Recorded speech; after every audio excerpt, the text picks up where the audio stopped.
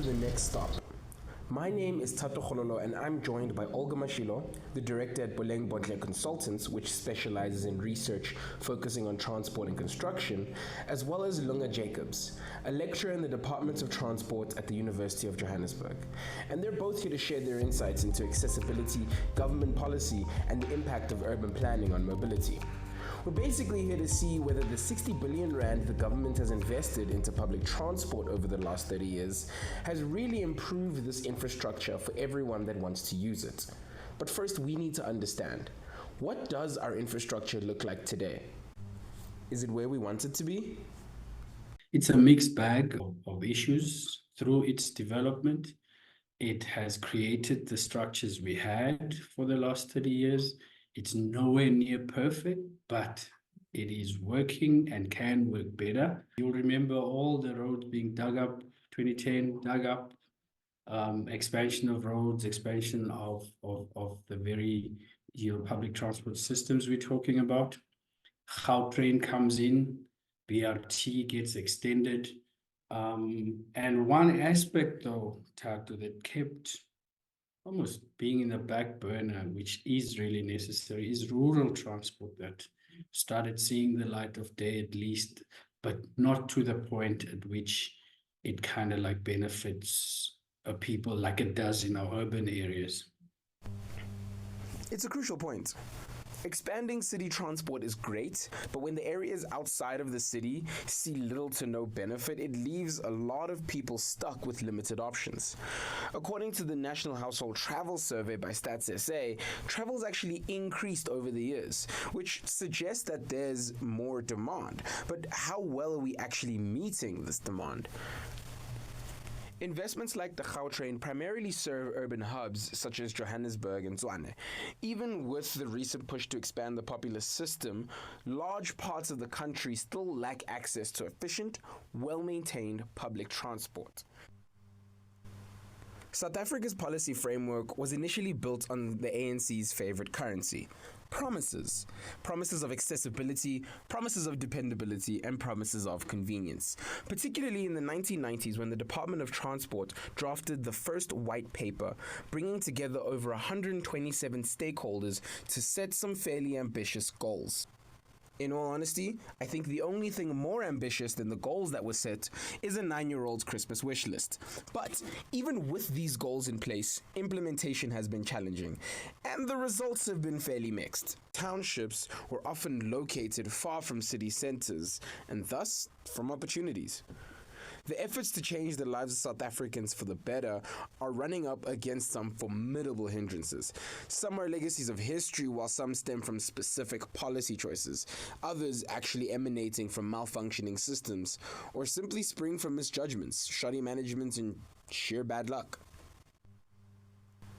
Accessibility and affordability are two of the crucial considerations for public transport and most commuters. The 2020 National Household Travel Survey revealed that while over half of Johannesburg residents use public transport, 43% still rely on private options, partly due to concerns over cost and reliability. PRASA, the Passenger Rail Agency of South Africa, offers subsidized travel, but as Olga highlights, it doesn't always meet commuters' needs. We still agree that there is access to public transport, though expensive with the taxi industry since they are not getting subsidized. Compare a train ticket from, say, Pretoria to Park Station, and compare that to any taxi ride you'll take, any sometimes even bus ride you'll take. Yeah, it's far cheaper. So to subsidize an already cheap thing is meant for people to have access. And so the profit motive comes out as the very last thing on there. According to survey data, nearly 52% of Johannesburg residents use public transport. Yet with over 43% using private vehicles, there's still a notable gap between the ideal and the actual commuting experience. This is after the government had set a goal in 1996 to have 80% of the public rely on public transport, with only 20% relying on private vehicles. These factors reveal the complex dynamics of South African transport, where policy aims don't always match up with commuters' everyday realities. Accessibility still remains a cornerstone of the government's transport strategy, but even well-intentioned policies can fall short when they don't account for the real geography of South African cities. We have a new tendency, not new, it's been there, called the urban sprawl, meaning areas coming into existence not far outside of our urban centers of work and or residence. Right? I'll take an example. Orange Farm. Yeah, Orange Farm is not far off of Joburg City CBD, but Orange Farm pretty much sprung up by itself with no public transport infrastructure planned for it. This infrastructure imbalance keeps residents of areas like Orange Farm dependent on taxi systems that serve areas mainstream public transport just doesn't reach. It's the informal taxi sector filling these critical gaps.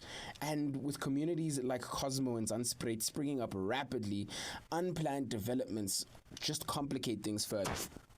We might shy away from the fact that spatial planning, which was done 50 years ago, is still moving us as Blacks. It is moving us away from the working place. And that is why you see the places like your orange farms, your places like your Oliver Note.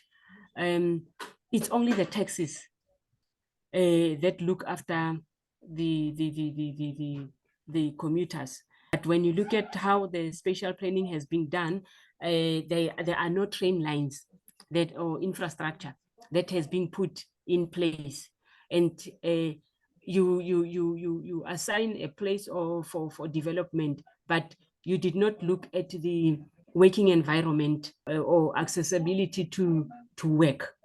Now, it isn't all doom and gloom. One proposed solution involves multimodal transport, something that's been implemented in cities all over the world, which essentially, for us, involves introducing more cyclists onto the road.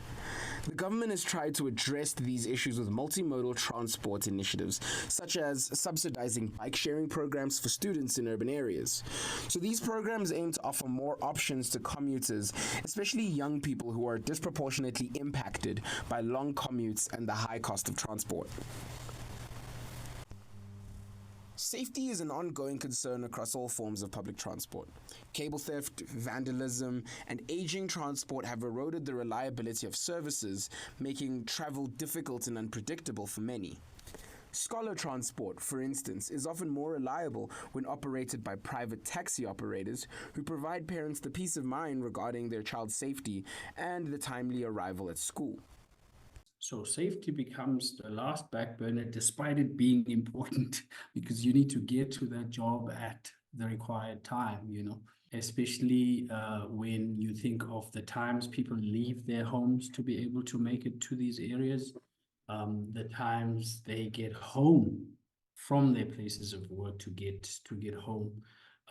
Safety definitely still has been, but by and large, to he or she who cannot or does not have the luxury to decide to use their own transport or have their own, it becomes a, let me live with it and try to manage it type of situation.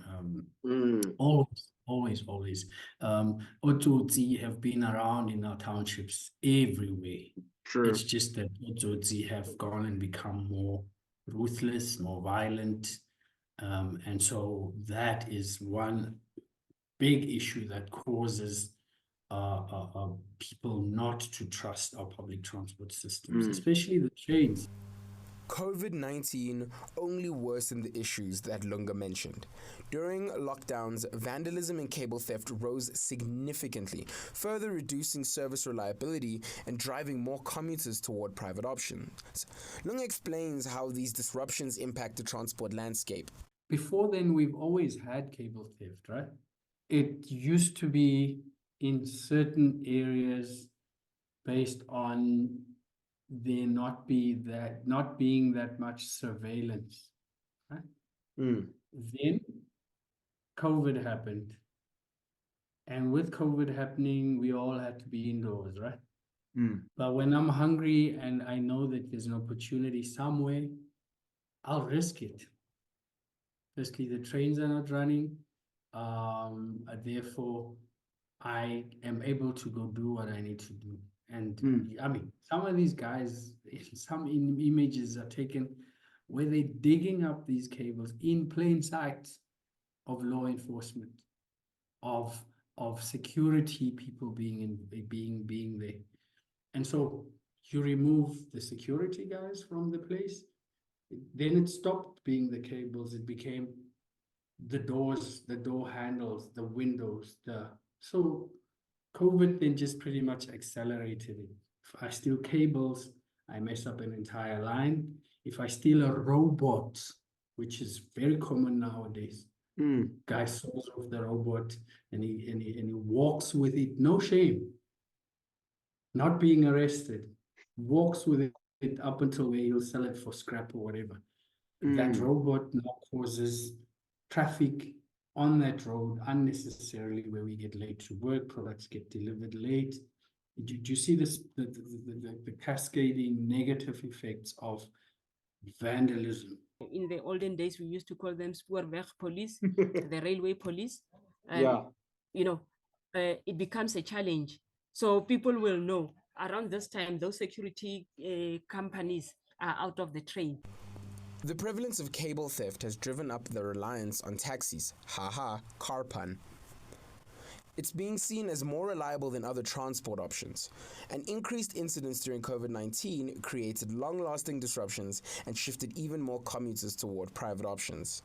That's why the taxi industry is not going to be easy to get rid of, because we need them. They are going to where people do not go, to ensure that the people will still come back to the cities to come and work. Yes, people may move to the suburbs, but they still need taxis, and they still need your trains. As true as this sentiment is, it doesn't bode well for such a loosely regulated industry that's fraught with intimidation and lawlessness. Giving an industry like this any more market share than the 86% they already have may only lead to more threatening actions posed towards drivers, as well as less opportunity for the government to control them. And what makes this even more ironic is that according to research done by the University of Johannesburg, 1 in 3 taxi drivers do not actually possess a permit themselves. And then once you start wanting to formalize this thing, that's where you'll get opposition to it, you know. So that's as far as that goes. Taxis would say, we're not even getting a subsidy, and here you're building infrastructure and you're going to subsidize this thing. When we've been the ones carrying this entire economy on our backs. Now, expansion to me also doesn't necessarily mean let's go and set up new infrastructure. There's existing infrastructure that should be upgraded, fixed, and or made to work. But expansion can also again mean we need to refurbish, and refurbishing means we're adding to our current rolling stock, if we're talking rail. If we need to modernize the rolling stock, we'll purchase new trains. While we've made strides in infrastructure, there's still so much left to do in ensuring accessibility, reliability, and safety for all. If we want Johannesburg to truly become a connected city, it's going to take more than 30 years to respond to the realities on the ground. You've been listening to The Next Stop, an episode of the We Should Be Writing podcast. This podcast is a product of the research component of the Honours in Journalism and Media Studies program at the Wits Centre for Journalism in Johannesburg. This episode was written and produced by Thato Gololo, and our theme music was composed by Alex Productions. The graphic design was by Thato Gololo, and all additional credits and information is available on our Spotify page. On all social media, we are at Wits Vuvuzela, and you can see more of our work on witsvuvuzela.com. See you at the next stop.